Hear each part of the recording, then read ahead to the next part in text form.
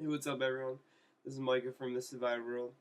This is going to be a new face-to-face video. I've been meaning to record for a long time. Actually, we haven't put one out in a long time. It's probably 2 or 3 weeks before election time when we made our last one. Actually, we haven't put out really anything. We just kind of been coasting, Mark and I. As some of you guys know, Mark's had a close death in the family, and so he's kind of been doing his thing, and I've been busy and stuff like that. But in any case, we're still working along. We're working on T-shirts and stuff like that, T-shirt designs and whatever. But anyways, this is a face-to-face. I've had like 5 different face-to-face video ideas, but this one's kind of been going around in my head for a little bit. I just wanted to throw it out to everyone, and it's just a thought process of mine. The reason that I really wanted to make this one is because I went and saw the Unshakable tour. Oh, by the way, I'm getting over being sick, so that's why I sound like this. But I went to the Unshakable tour last week, which some of you know and some of you don't, but it was For Today, headlined it, played with Impending Doom, Sleeping Giant, Texas in July, and 100th. So really awesome. I think, in my opinion, other than Jake Lures of August Burns Red, I feel like the vocalists of Impending Doom, For Today, and Sleeping Giant are really like the heads of spiritual leaders in metal, I feel like, and not everybody agrees with that, but anyways, just my opinion. So it was really, I thought, a historic tour and show, and Mark and I got to go and see it together, so it was really awesome. We saw them in Rochester on the club side of Water Street, which is a really like smaller venue. It's intimate. It was awesome. But anyway, so I saw 100th was on that tour package, and I've seen them a bunch of times, and even though it's not my favorite style, I really like them. Really tight. It's cool, like melodic metal, I think, or melodic hardcore. A lot of people really like that band, but I've heard here back and forth that they no longer claim to be a Christian band, and so I always see different claims with different bands. I mean, I've even heard people say like Impending Doom doesn't, and like I've heard people say that Brooke is the only one that's for real, and even heard bands that are like really outright, like I've heard that people said Sleeping Giant and For Today like aren't Christian bands anymore. But so basically that's the whole idea of what I was thinking about. So I've gone through and looked up. I've seen interviews that have been done in the past that said 100th. Like I've seen them. They were talking about God and they were talking about Jesus. But then I heard from I think it was the Christian Metal Kingdom page or something, that they're not. And somebody talked to them afterwards and they said no, they're not a Christian band anymore. So then I got thinking, and as a lot of you guys know, I'm not like really familiar with or friends with, but I through mutual friends, I know David Puckett, who's the drummer of For Today, who used to be the drummer of the Crimson Armada. So I got thinking about this concept of bands that either start as Christian bands and then eventually fade out, or people say that they left the faith. And then the other side, like I heard that the Great Commission, which I'm not going to stick up for and say they're legit or not, because I've heard both sides of it, but in theory they're a Christian band, and they started as a not Christian band. So I was just thinking about the idea of that, and I mean, if you listen to Christian metal, you really know that Crimson Armada, I mean, you say that name and somebody's gonna have something to say about that. And I've just been thinking about how. So, little backstory. This is just, I mean, everyone's got a story and everybody knows something different, but as far as I know, it intended to be started as a Christian band, and then things started to change. The actual Christian members, there's a guitarist named Josh, and then David, who was a drummer, and then I don't know if there was another member, but the legit Christians left, and then it just kind of became like Souds, the vocalist, his like thing. So, and then they completely said, no, we never claimed to be a Christian band, all this stuff.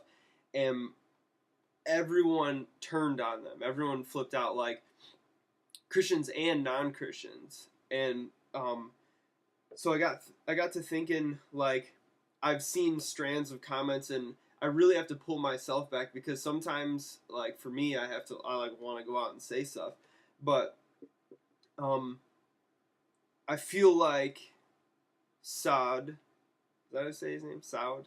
I don't know. But anyways, I feel like he's kind of, and a lot of you guys know he did that side project, the Holy Guile, which is, which I believe now, I heard the Crimson Armada's done, and Holy Guile is like the project they're moving forward with. But basically that project was started to write similar music to the Crimson Armada, to have lyrics, as far as I know. I never really read it much, but that are like anti-Christian, and just talking about the way that people have kind of like turned on the Crimson Armada. And so basically that's the central idea behind this face-to-face is, what do you guys think about, bands that start one way and turn to another? Because I think there's definitely, like, what about bands musically, you know? They start one way and then they turn to another. Like Job for Cowboy, for example, was very much deathcore, and now they're very much death metal. And they've definitely lost fans and gained fans. And you can say, oh, well, they do one thing better or worse. So from musical perspective, you always hear people that say, oh, their first album was better, and all that kind of stuff. Or people that come along later, oh, no, their new albums, it's so much better, so much more technical, or production's better, or whatever. But what about when it comes to, like, faith?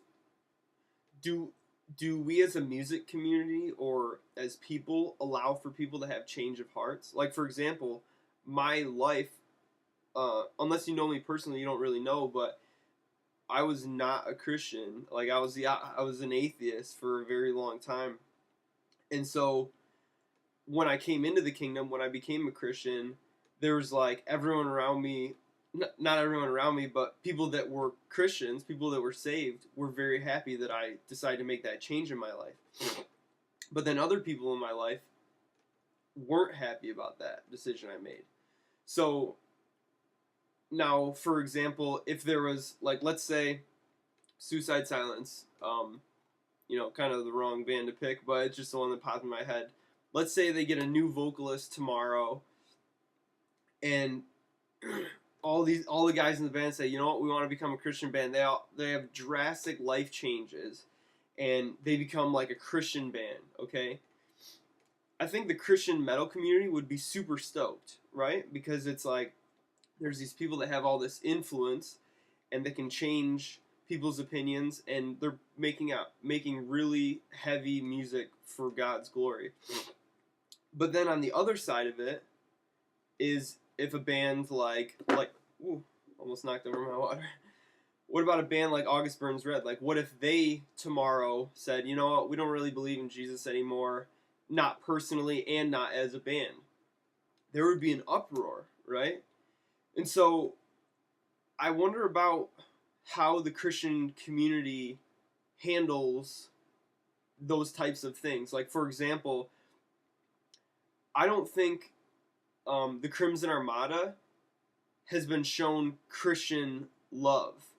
If you go on their page, there's people that post, like, on a daily basis, like, you suck, a lot worse than anything I'm going to say, but you suck, you walked away from the faith, you shouldn't be, you guys, like, all this stuff, like, you were better before, you bailed on the faith, and I think that's a legitimate concern, but my thought is, why do we stop showing them Christian love when they're not a Christian anymore? Because in my experience and in my life, I don't just show Christian love to other Christians. Now, there's a certain type of connection you have with somebody when you know that you believe those same things, but why does it automatically become hate? That's not right? You shouldn't. Now, the other side of it is that there's a sense of betrayal. There's like a feeling like, okay, I respected this band, I was following them, I bought their albums, I felt like in a time of need, they were really speaking to me, I felt like God was using them. And then there's this feeling of betrayal, because it's like, well, I trusted them, and I thought they were doing the right thing for God, and now they chose to be selfish and turned away. But for me, I have a lot of mixed emotions about this entire concept, because I feel like if someone can't honestly believe, like if I didn't really believe in Jesus and I didn't think it was like true, and I didn't think the Bible was true and that God was real, I couldn't live this, and I wouldn't ask anyone to live a faith that they couldn't actually believe in. But then, I never really liked the Crimson Armada too much. I never really got into them. Never was into other stuff. But I don't feel that betrayal factor. But I definitely feel like, wow, man, that they could have influenced kids and people, and they could have positively reflected the kingdom. There's a lot of people that like them. And so, I think the biggest betrayal, I think this is what most people feel, is when a band's being dishonest. Like, when they say that they're one thing and then they're not.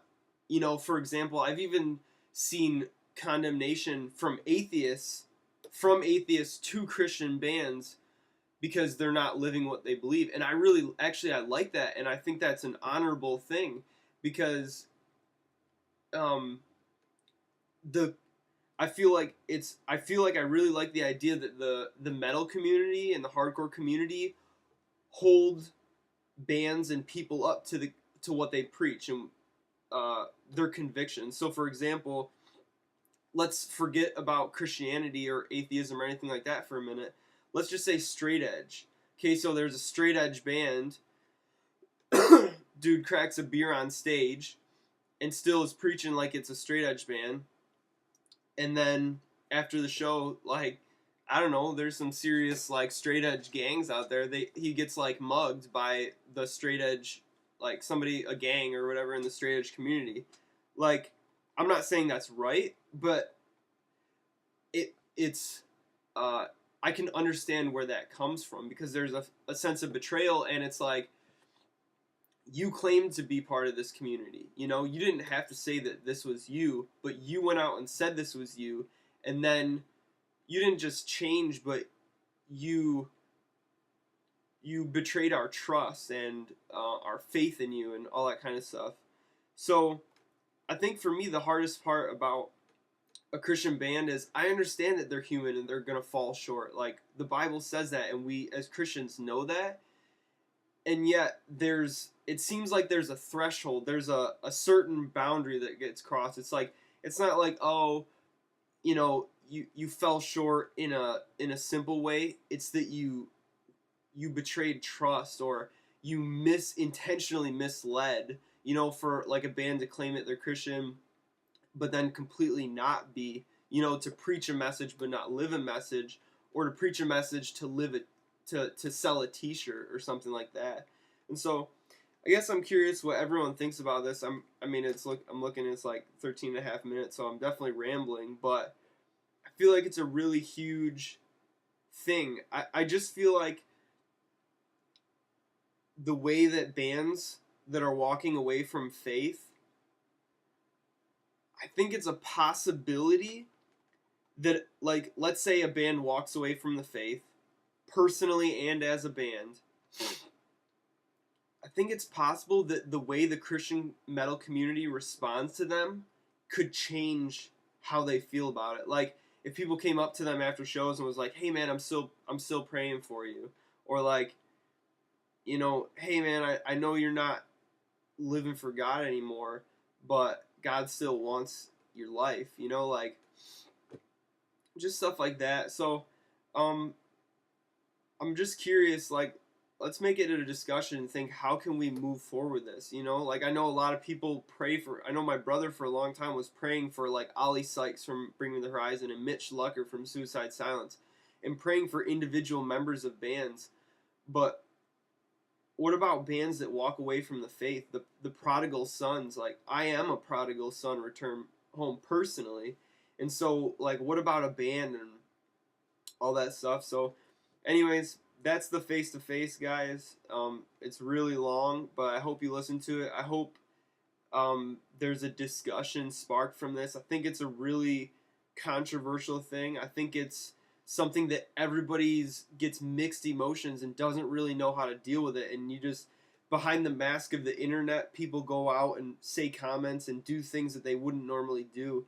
And I just think we need more responsibility than that. We need to make wiser choices than that. We need to be smarter about it and show our love for those bands despite even feeling betrayed like that.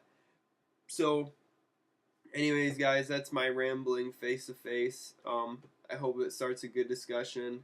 Hopefully we'll have t-shirts before the end of 2012, and we're excited for that. But anyways, guys, I hope you have a good night, and good Thanksgiving next week, and hope you get to spend time with your families and all that. So take it easy, guys.